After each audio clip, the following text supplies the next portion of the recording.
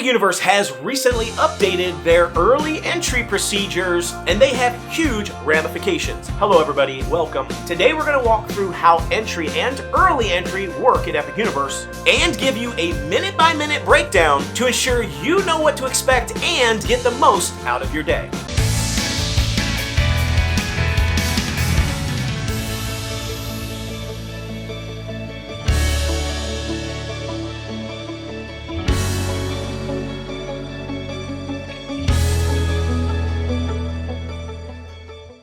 With so much to do at Epic Universe, it can be very hard to figure out how to get started. And starting your day is the most important moment of your entire trip to Epic Universe. Getting there early allows you to stay ahead of the pack of people that are coming in, and they're going to be coming in more and more every minute that passes. There are a lot of people who just casually stroll into the parks, and so that first hour to 2 hours of the park is the best time to get as much done as possible before the place gets flooded.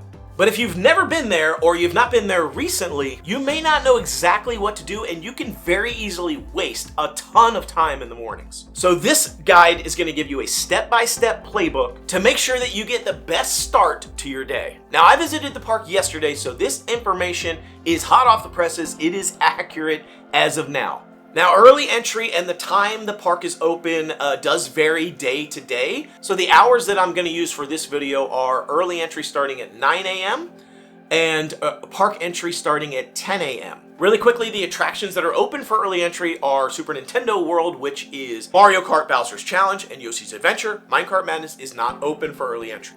Celestial Park is Stardust Racers and Constellation Carousel. And Dark Universe is Monsters Unchained, the Frankenstein Experiment, and Curse of the Werewolf. Everything else is closed from an attraction perspective. All right, let's start with the timeline. 7:30 a.m. is when this all starts if early entry starts at 9. So 7:30 a.m. is when they are going to let people through the parking gates to get into the parking lot. It's also about when the buses are going to start running. They may run a little bit earlier or a little bit later. Doesn't matter, and I'll explain why in a minute. So 7:30 a.m., if you're sitting there at the parking gates, there might be a long line of cars waiting to get in. At 7:30 a.m., they will let you through into the parking lot. Now, a couple of things. You don't need to get prime parking. Do not pay for it. It is a waste of money if you are here this early. The normal parking area where they are going to park you is literally right across from where the prime parking is, which is equidistant pretty much from the front gate. Like, you're not going to be getting any advantage by doing the prime parking. Also, annual pass holders, you get parking for free. I'm just confirming that in this video. I think people know that, but if you don't know, if you're an annual pass holder that has parking included as part of their normal annual pass at Universal Studios and Islands of Adventure, your parking will be free at Epic Universe. You won't have to pay for it. For anyone taking an Uber or a Lyft to the park, the drop-off point for the Uber is actually closer than even the prime parking. And they will open that up around the same time as they open parking. You'll be able to get in. You could theoretically get a little bit of a jump if they allow you in that little parking area, but it's not going to be much of a jump. So I wouldn't worry about saying, I need to Uber to the park instead of just driving myself because I want to get there faster. It's not worth it, but if you are getting an Uber or Lyft because you have to, you don't have to worry about other people getting in front of you. You'll be fairly close to the front. The bus's drop-off location is actually closer to the security gates than the parking lots. However, that actually doesn't matter, because what happens here is they actually create like an artificial gating. They basically block you. So the pathway that leads up to security is broken into 2 points that converge into one and then go off over to the security. There's one pathway that leads from the parking lot, and then there's another pathway that comes from the buses. They merge, and then there's just kind of a choke point, and then security. For some reason, every time I've been there, they have opened that sort of convergence point for parking lot people and not for the people that get off the buses. They actually physically block you from the bus drop-off area until 8 o'clock a.m. They also block the parking lot access until 8 a.m. However, for whatever reason, usually it's not blocked by the time I park. And I'm able to actually get ahead of all those people getting off the buses because they're all stuck over there blocked for some unknown reason. I've been on the receiving end of that, being somebody from the bus, and all of a sudden I'm behind people that were at the parking. I don't know why they do that. Maybe that will change. And it's not a massive difference. We're talking about a couple of minutes. So right at 8 a.m., essentially from the parking lot or the buses, you'll be allowed up to the security gates. And this is where you're going to stand in line and wait for security to open. At around 8:15 a.m., they will open security and let people through to the ticketing booths. So there's a space between the security gates and the ticket gates, and it's not a lot of space, so they don't allow a ton of people through there. They open up security and they allow people to start getting through there and gathering at the ticket gates. You want to be one of those people that gets through the security and is now waiting at the ticket gate. It's not a ton of people, I'm telling you, because there's not a lot of room, but that's going to save you a little bit more time if you can be in that first group of people that gets through security and then gets stuck at the ticket gate. About 5 minutes later, they then open the ticket gates. And once you're through that ticket gate, you're allowed to walk straight into Celestial Park, and then you can go left or right because those stores there on the left and right are open, but they will block you with a rope. There's a physical rope there on the left and right blocking you from going any further. It used to be further down, sort of to the end of those stores is where they would block you. Now they block you much further up, closer to that main Kronos gate. Now, while this may seem like a good time to do some shopping, I promise you it's not. You're going to want to just get in front of the rope drop, as close to the rope as possible, and wait. There are also bathrooms that you can go to very easily. Just jump out of that rope drop line, go to the bathroom if you need to, come back in. If you want to get shopping done, that's fine. But you need to be careful because the ropes will drop at 8:45 a.m. Now, at this point, they will make an announcement. You'll hear the Kronos, you'll hear the sort of entry spiel that goes on. They have a little micro show that happens. The people standing in front of the ropes will explain to you how it's going to work, and they're going to tell you they're going to walk you back to the attractions in the portals, which I think is a huge improvement. When they first opened Epic Universe, it was like the Wild Wild West. They dropped the ropes and everybody ran. People were falling, people were getting trampled. It was a disaster. And I said it then, and I'll keep saying it, that was a horrible entry procedure, and I am so glad they changed it to do more like what Disney does, which is they drop the rope and they walk you to whatever attraction is over on that side of the park. For most people on the right side, that's going to be Battle at the Ministry and the Ministry of Magic. For people on the left side, that's going to be Super Nintendo World. And then a handful of people probably going to go down to Dark Universe. So let's talk a little bit about now how the portals will work and the timestamps there. As soon as 8:45 happens, the rope drop happens, you follow the cast members over to Super Nintendo World, you will immediately be allowed inside the portal. They won't block you from the portal. If you have early entry, if you have a guest room key and you're staying on property, you go right into the portal and go to whatever attraction you want to go to. If you're going to Bowser's Challenge or Yoshi's Adventure, those are open immediately. You can go into those rides and get on those attractions as long as they're running.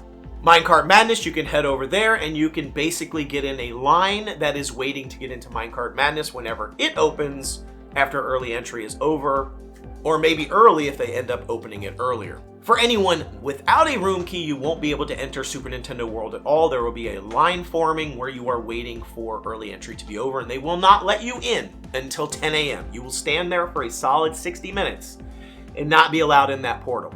So if you're not early entry, it is not worth going to Super Nintendo World. Don't bother. Now, for those of you headed to Dark Universe first, again, if you have early entry, you'll be allowed into the portal.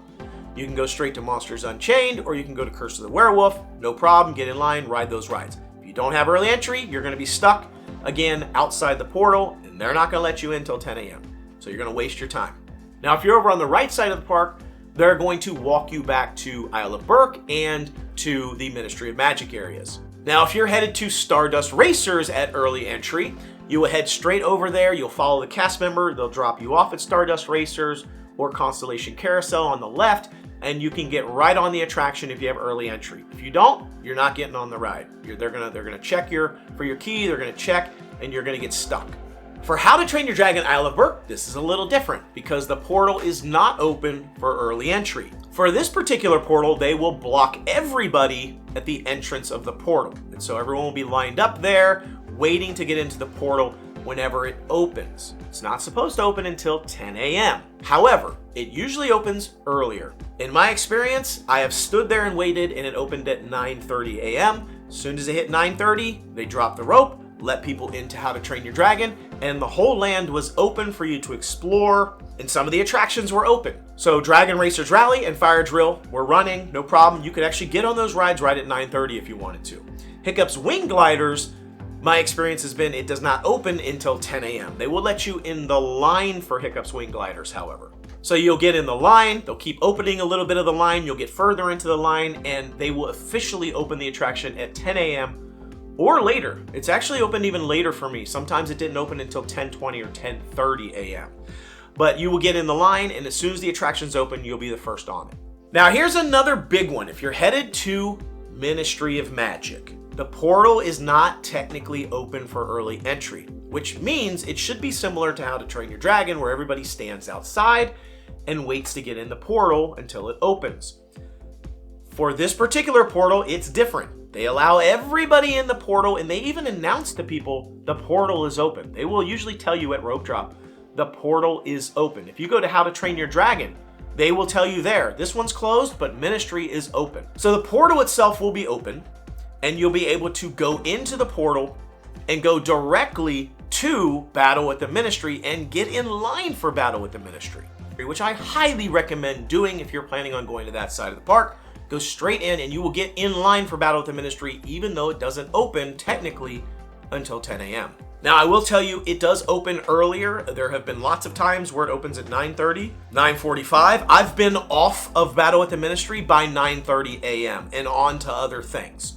So just from a timestamp perspective, the portal is open. The Battle with the Ministry will open 9:30, 9:45, even earlier sometimes, or 10 o'clock. Potentially even later if it's having problems. So that is all the timestamps of everything, all the entry procedures, how everything works. Hopefully this really helps you to figure out what to expect, where to go. If you want my recommendation, I'm always going to recommend going to Battle with the Ministry and getting that out of the way if you can stay near the front of the pack during rope drop. If you can't and you want to just leisurely stroll in, then I'd say just wing it. Do Dark Universe. There's probably not going to be anybody back there. There's going to be nobody in line for Monsters Unchained. You could probably ride it 20 times in a row. So anyhow, that's the breakdown. Hopefully this helped you understand a little bit more about what to expect. Be sure to like, subscribe, and share this video. Hopefully it helps some people out there that don't know what to expect for Epic Universe. I really would appreciate comments down below. Let me know if you use this, if this was helpful for you. I'd love to hear from you down there. Have you had different experiences when you've been in the park? Have you seen different things? Let me know. I'd love to hear from you as well. I'll update my information. Make sure you subscribe to this channel and hit the notification so you know when my next video drops. Thanks again for watching. Until I see you next time, the noble way is the easy way. Bye-bye, everybody.